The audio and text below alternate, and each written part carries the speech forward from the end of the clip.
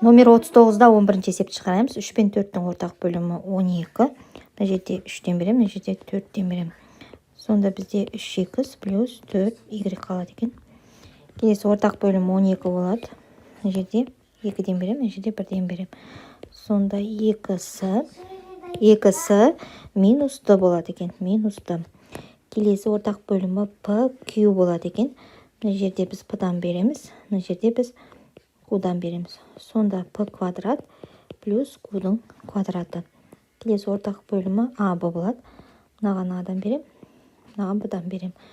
Сонда a квадрат минус b-ның кубы болады екен. Келесі 5-ші есепті шығарайық.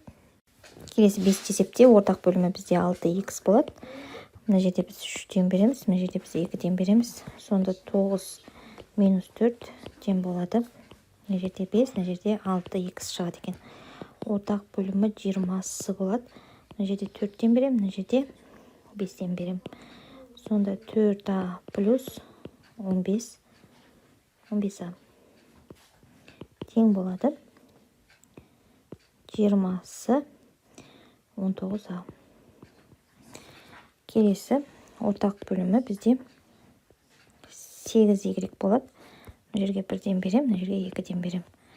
Сонда 5х-ға 2х қоссам 7х болады. Келесі 24 36.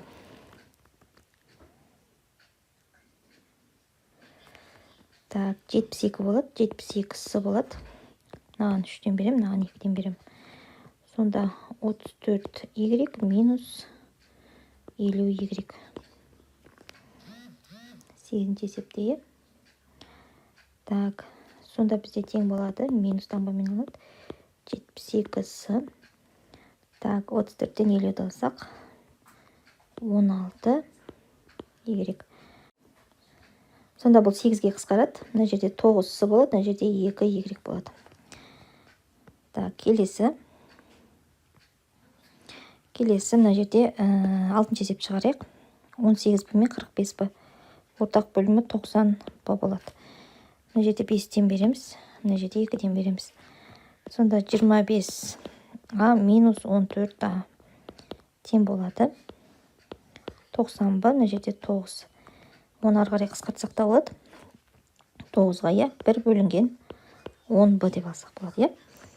Келесі ортақ бөлімі 2а болады. Сонда 3 плюс 3а минус b болады. Келесі 12-ші есеп. Ортақ бөлімі 7b болады. А плюс 4а минус b болады. Сонда аға 4-аны қосып 5а болады. Минус b бөлінген 7b. Келесі ортақ бөлімі. Так, мына жерде ықшамдап жазып аламыз. 2а минус b, мына жерде 2а минус 3b. Мына жерде таңба минусқа айналады. 2а минус b, 7а. Көйтіп көрсетейін. 7а минус 3b. Ортақ бөлімі 2а минус b болады. 7а. 2а екен ғой. 3-те. 2а минус 3b минус 7а плюс 3b. Так, енді мына жерде 12-ші есепте қысқарып кетеді.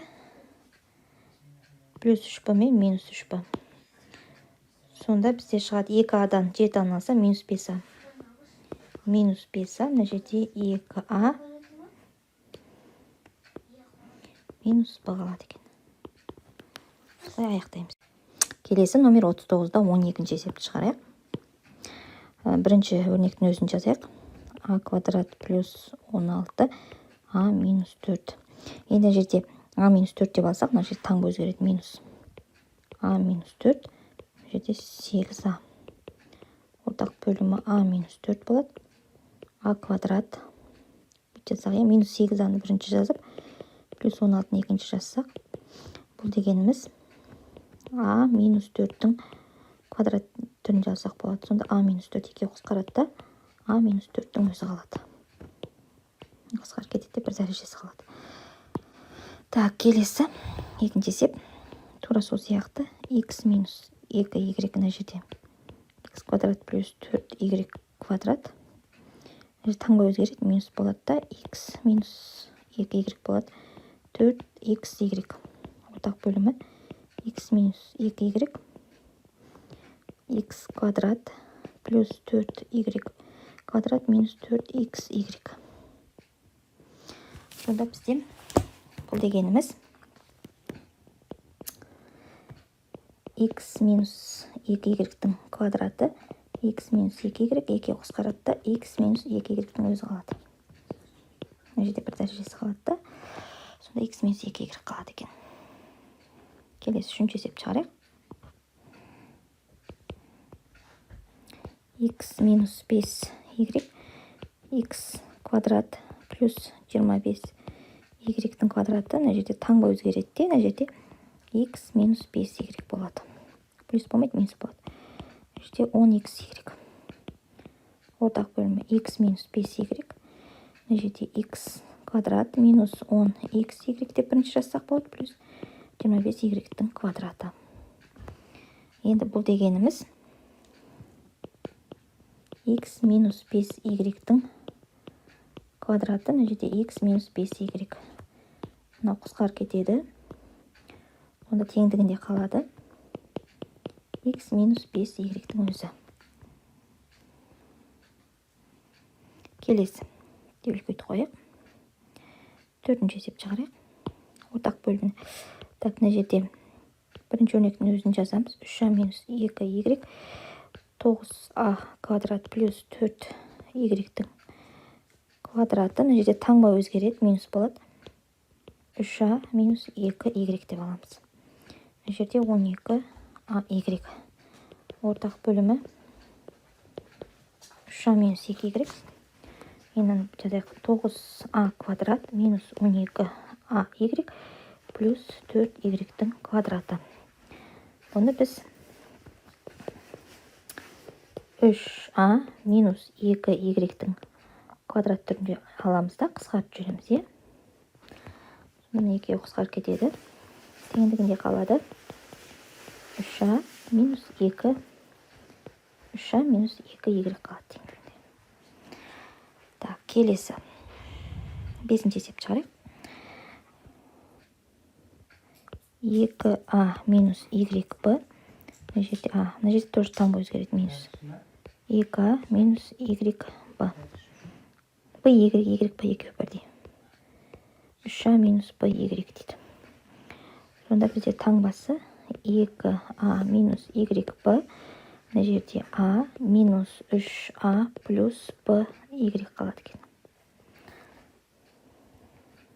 Осылай қалады. Келесі соңғы есеп шығарайық.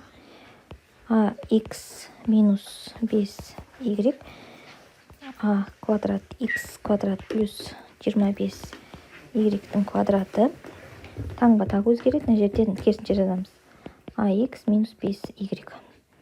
Мына жерде 10axy. Ол тең болады. Ортақ бөлімі ax минус 5y. a квадрат x квадрат минус 10axy плюс 25y квадраты. Ол деп отырғанымыз ax минус 5y квадраты ax минус 5y екеуі қысқарып кетеді де. Сонда бізде шығады екен ax минус 5y өзі шығады екен.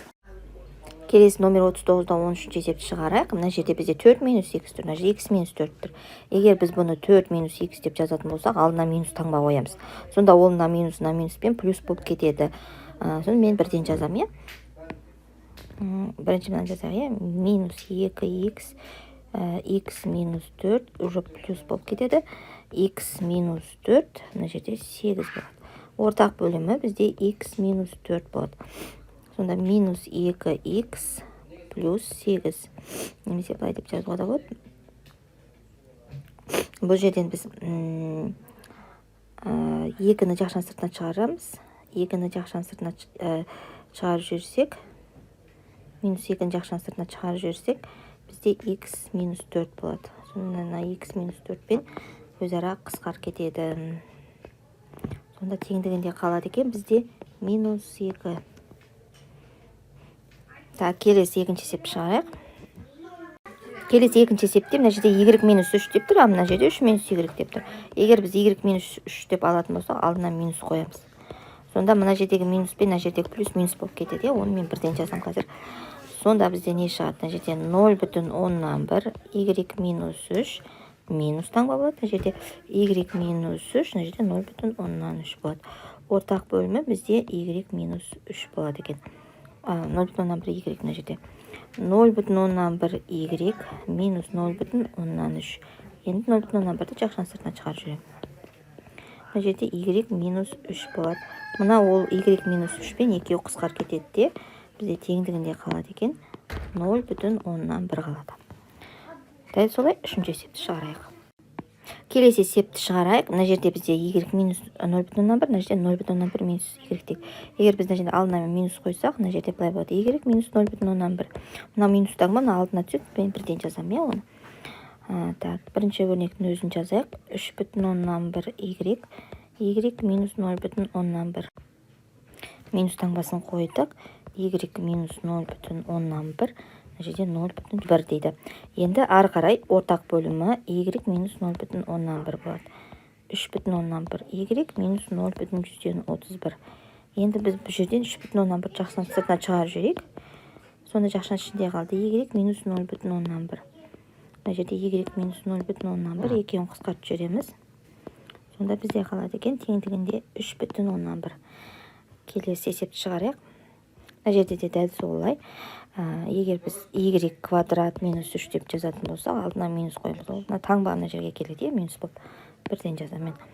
Y квадрат минус 3, мына жерде 0,1 y квадрат минус y квадрат минус 3, мына жерде 0,3. Ортақ бөлімі y квадрат минус 3 болады. Мына жерде 0,1 y квадрат минус 0. Енді ары қарай біз 0,1-ді жақшан сыртына шығарып жүреміз. Сонда y квадрат минус 3 болады. Мына жерде y квадрат минус 3. Бұл мына екеуі бір-бірімен қысқарып кетеді де, теңдігінде 0,1 қалады екен. Келесі 39-да 14-ші есепті шығарайық. Мына жерде біз 2x минус 1-ді көріп тұрмыз. Мына жерде 1 минус 2x. Егер біз 2x минус 1 деп жазатын болсақ, оның алдына минус таңбасын қоямыз. Ол мына жерге минус болып барады, бірден жазам. Сонда бізде былай дейді. 2x минус 1, мына жерде 3x плюс 5 минус 2x минус 1, мына жерде 7x плюс 3 дейді. Тең болады ортақ бөлімі 2x минус 1. 3x плюс 5 минус 7x минус 3. Тең болады ары қарай шамдайық. Мына жерде 2x минус 1. Енді бізде минус 7x плюс 3x минус 4x болады. Минус 4x. 5-тен ұшталсам 2 болады. Плюс 2. Енді осы жерден біз минус 2-ні жақшан сыртына шығарып жүреміз. Сонда мына жерде 2x минус 1 болады. Мына жерде 2x минус 1 болады. Бұл екеуі өзара қысқарып кетеді. Сосын теңдігінде қалады екен. Минус 2. Жауабы минус 2 болады. Дәлелдедік минус 2-ге тең екендігін. Келесі енді екінші есепті шығарайық. Мына жерде 5x минус 20, мына жерде 20 минус 5x. Егер біз бүйтіп жазсақ, минус таңбаның алдына қойып, 5x минус 20 деп жаза аламыз, сонда мына таңба мынаның алдына түседі. Сонда бірден минус деп жазамын қазір. Сонда бірінші өрнектің өзін жазайық. 5x минус 20, мына жерде 5x плюс 1 минус болады. 5x минус 20, мына жерде x плюс 17. Енді ортақ бөлімге келтірейік. Ортақ бөлімі 5x минус 20. Так, сонда 5x плюс 1 минус x минус 17 шығады екен. Ары қарай шамдап жіберейік. Так, мына жерде 5-ті жақшан сыртына шығарып жіберуге болады. X минус 4 болады, бөлімінде. Енді алымында 5x-тан x алсам 4x болады. Так, минус 17-ге плюс 1-ді қоссам минус 16 болады. Бұл жерде де біз 4-ті жақшан сыртына шығарып жібереміз. Сонда x минус 4 болады. Мына жерде 5, x минус 4. Енді осы x минус 4-терді біз қысқартып жүрсек, бізде шығады екен 5-тен 4 деген сан. 5-тен 4, ол бізде 0,8-ге тең. келесі есеп x квадрат, мына жерде x минус 5-тің квадраты, мына жерде 5 минус x-тің квадраты. Егер мен бүйтіп жазып, алдына минус таңба қойып, x минус 5-тің квадраты деп алатын болсам, мына жерде минус 1, ол минус 1-дің квадраты плюс 1, ештеңке өзгермейді.